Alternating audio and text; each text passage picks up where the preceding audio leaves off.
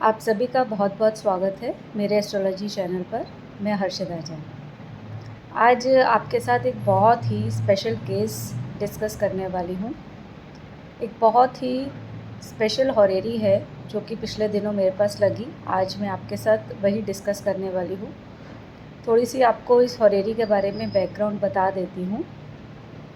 एक लड़का जो कि 8 नवंबर को अपने घर से निकलता है शाम 7:30 बजे के आसपास मनाली के लिए, और घर से जाने के बाद उसके अगले दिन यानी कि 9 नवंबर को दोपहर 12:30 के आसपास जब वो एक ढाबे पर खाना खा रहा था, वहाँ से वो घर पर कॉल करता है और बात करता है कि मैं पहुँच गया हूँ और अब मैं आगे जा रहा हूँ। तो उसके बाद से उसका कोई अता पता नहीं था। फ़ोन उसका बंद आ रहा था और वो कहाँ गया किसी को कुछ पता नहीं था, क्योंकि वो गया भी घर से अकेला ही था। उसको कुछ बिज़नेस का काम भी था और उसके अलावा उसको ट्रैकिंग का भी शौक़ था, तो इसलिए वो मनाली की साइड गया था। अब घर वाले कुछ दिन तो इंतज़ार करते रहे, लेकिन जब उसका कुछ अता पता नहीं चला तो वो सभी के सभी लोग मनाली गए और वहाँ पर उन्होंने पुलिस में रिपोर्ट वगैरह कराई और रेस्क्यू टीम्स वगैरह सब उसकी सर्च में लग गई, लेकिन उसका कुछ पता नहीं चल पा रहा था। फिर अचानक से मेरे पास 20 तारीख को जो हमारा सीआई डिस्कशन ग्रुप है उसमें मेरे पास मैसेज आता है। मेरी एक स्टूडेंट है, ये उन्हीं का ही कोई दूर के रिलेटिव का बेटा था, तो वो उनसे मिली किसी शादी में। तो वो घर वाले बहुत ज़्यादा परेशान थे क्योंकि उनके बेटे का कुछ पता नहीं चल पा रहा था। तो मेरी स्टूडेंट ने उसी समय ग्रुप में मुझसे रिक्वेस्ट करी कि मैम प्लीज़ आप ये देखिए, मैंने उनसे हॉरेरी नंबर तो लिया है, बट मैं इस तरह की हॉरेरीज़ मैं अकेले से खुद से नहीं देख पाऊँगी और घर वाले बहुत ज़्यादा परेशान हैं। क्योंकि देखिए, किसी का अगर एक जवान बच्चा इस तरह से ना मिल रहा हो तो घर वालों का क्या हाल होगा, आप सोच सकते हैं। तो और ये तकरीबन रात को 10:15 बजे का समय था जब मैंने वो मैसेज देखा, और मेरी भी उस चीज़ को जानने की इतनी इच्छा हुई, क्योंकि अगर मैं देखिए किसी की मदद कर पाऊँ एस्ट्रोलॉजी के थ्रू, तो इससे बड़ी और क्या बात हो सकती है। तो मैंने उसी समय रात को चार्ट बनाया और उस हॉरेरी को देखा।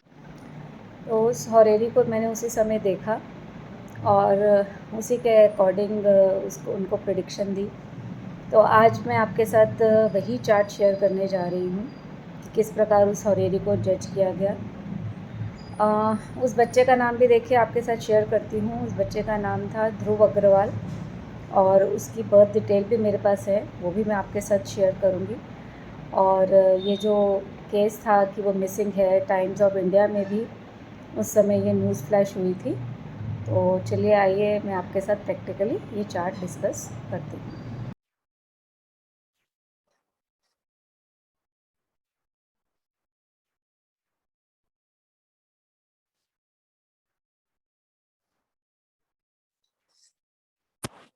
ये वो हॉरेरी है, देखिए डेट है 20 नवंबर 2021।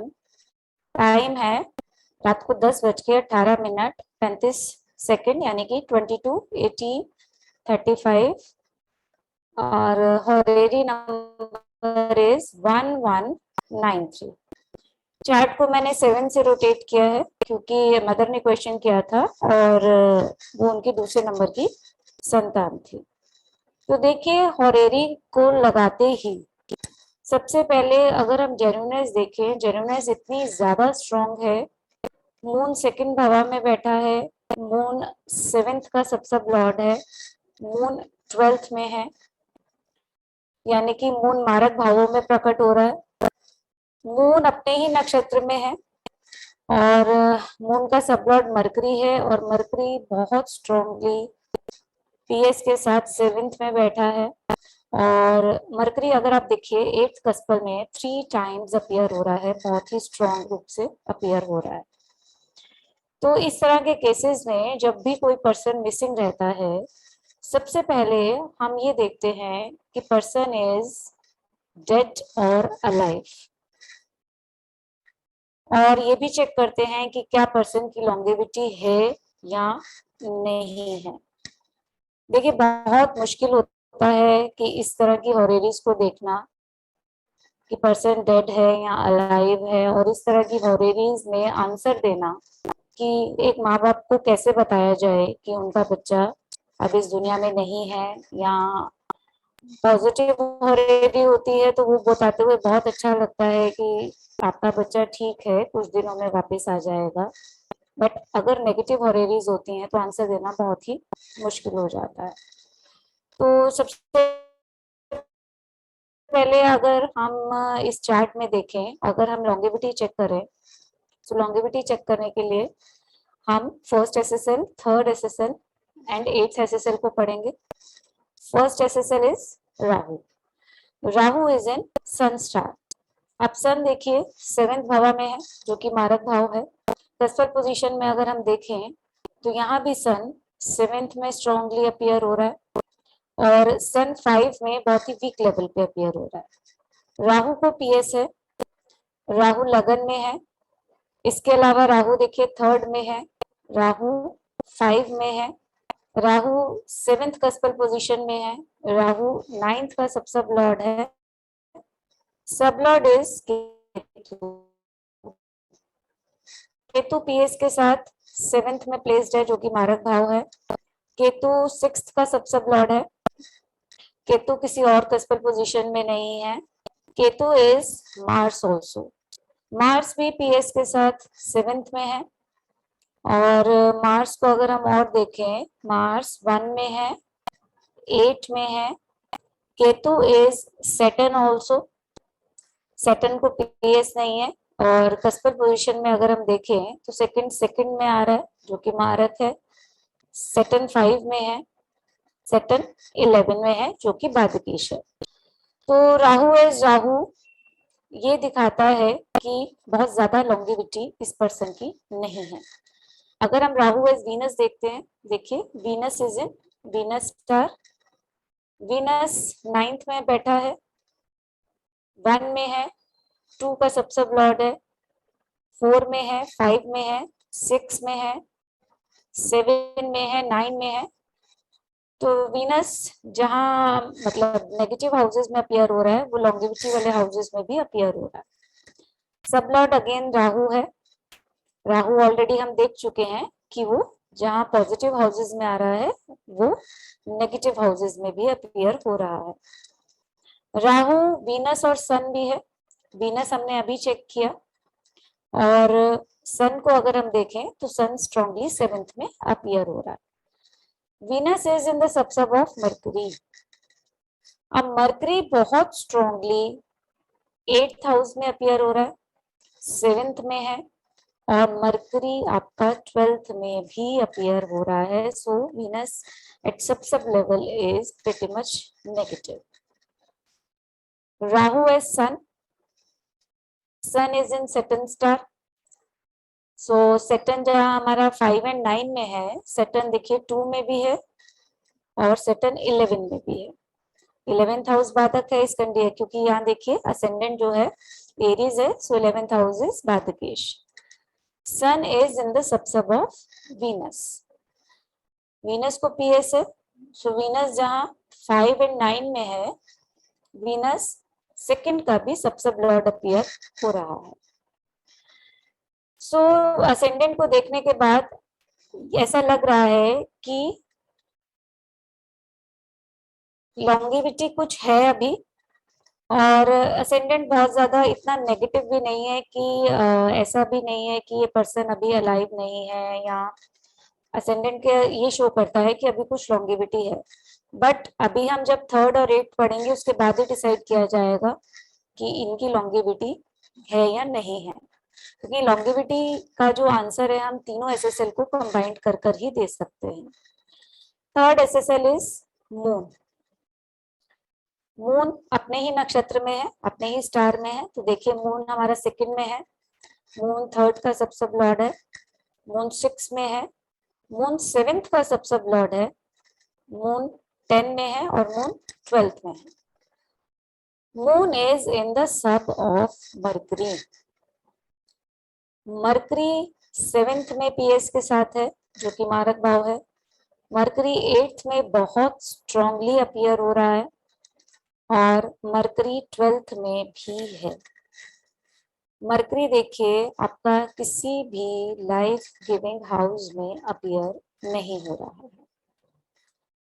Moon is in the sub sub of Mars. Mars PS के साथ 7th में है क्योंकि मारक भाव है।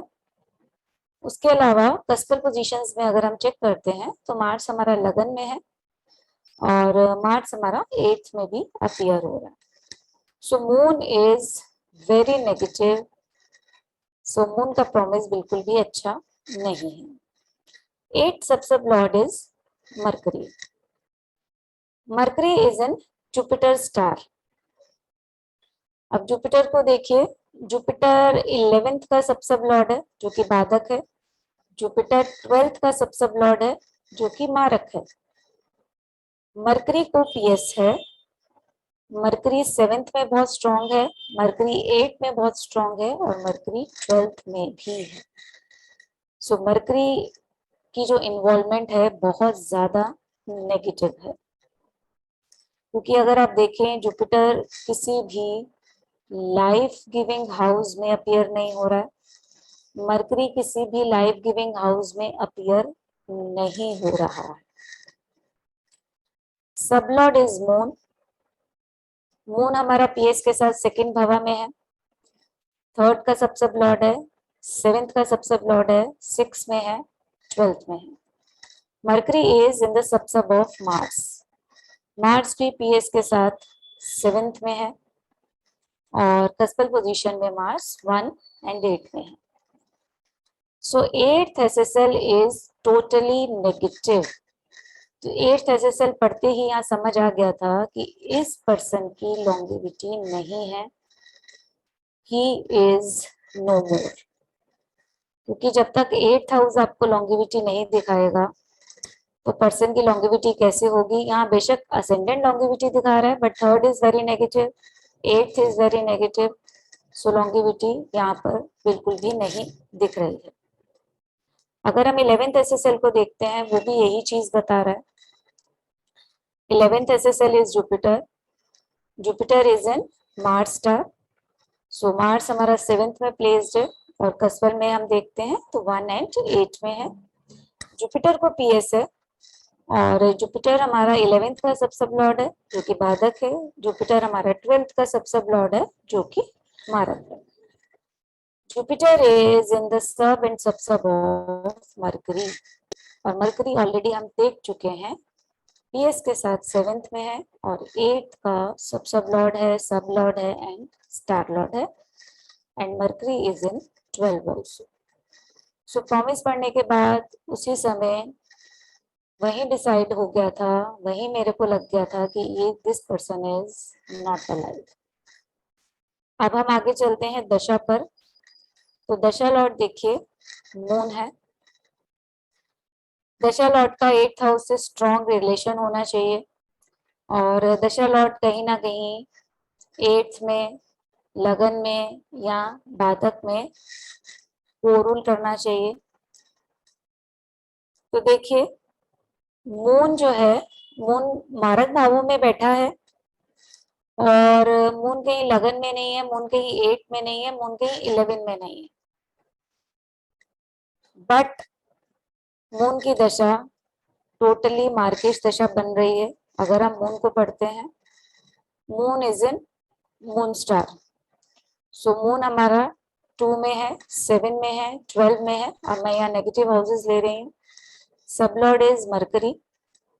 मरकरी स्ट्रांगली 7, 8 एंड 12 में अपीयर हो रहा है एंड सब लॉर्ड इज मार्स। मार्स भी स्ट्रांगली 7th में पीएस के साथ बैठा है। सो अगर हम भुक्ति लॉर्ड को देखें उस समय जब ये हमने हॉरेरी लगाई, भुक्ति लॉर्ड भी देखिए मरकरी ही है।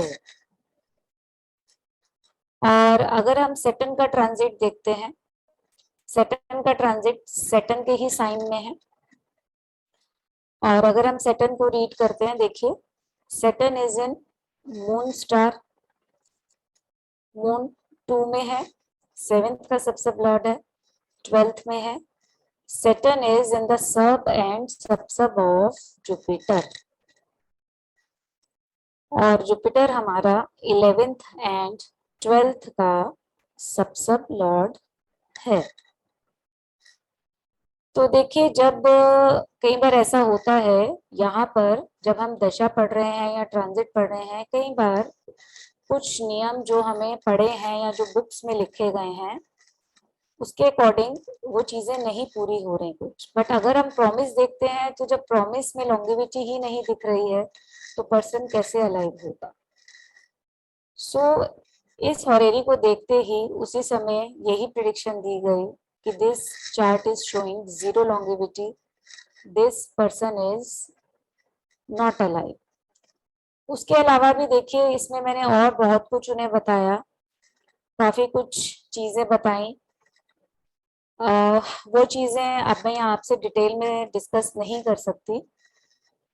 और उन चीजों को देखिए, अगर आप इस तरह की और होरेरीज देखना चाहते हैं, डिस्कस करना चाहते हैं, तो मेरे बैचेज हैं, प्रैक्टिस बैचेज हैं, हमारे टाइम टू टाइम चलते हैं, वहाँ हम इसी तरह की बहुत सारी होरेरीज जहाँ मुझे फीडबैक मिलते हैं हम बहुत डिटेल में डिस्कस करते हैं। अब उनकी मदर को तो उस समय नहीं बताया गया, क्योंकि देखिए जब इंसान परेशान होता है तो बहुत जगह धक्के खाता है। वो पता नहीं कितने एस्ट्रोलॉजर्स के पास गए, कितने पंडितों के पास गए, बहुत जगह गए, जिस जिसने उन्हें जो जो उपाय बताया उन्होंने वो किया। उनकी जो रिलेटिव थी उनको बता दिया गया कि मेरे स्टूडेंट ने उन्हें बताया कि मैंने ये प्रिडिक्शन दी है कि पर्सन इज नॉट अलाइव। लेकिन ठीक है, वो अभी मानने को तैयार नहीं थे, क्योंकि उनको बहुत सारे, किसी ने ये बताया कि वो 45 डेज में आ जाएगा, किसी ने ये बताया कि वो 6 महीने बाद आ जाएगा, किसी ने ये बताया कि उसने कहीं शादी कर ली है, किसी ने ये बताया कि वो भाग गया है, थोड़े टाइम बाद वापस आ जाएगा। तो घर वाले सिर्फ और सिर्फ इंतजार कर रहे थे, उनका वो ये मानने के लिए तैयार नहीं थे कि उनका बच्चा अब नहीं है। बहुत मुश्किल होता है ये चीज माननी, क्योंकि मेरे अलावा किसी ने उन्हें ये चीज नहीं बताई कि उनका बेटा अब इस दुनिया में नहीं है।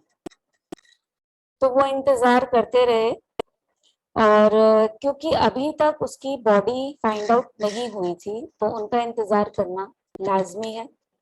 वो इंतजार ही कर रहे थे कि शायद उनका बेटा वापस आ जाए। 3 अप्रैल को उनको वहां से कॉल आती है कि आपके बेटे की बॉडी मिल गई है और आप आइए और उसकी पहचान कीजिए।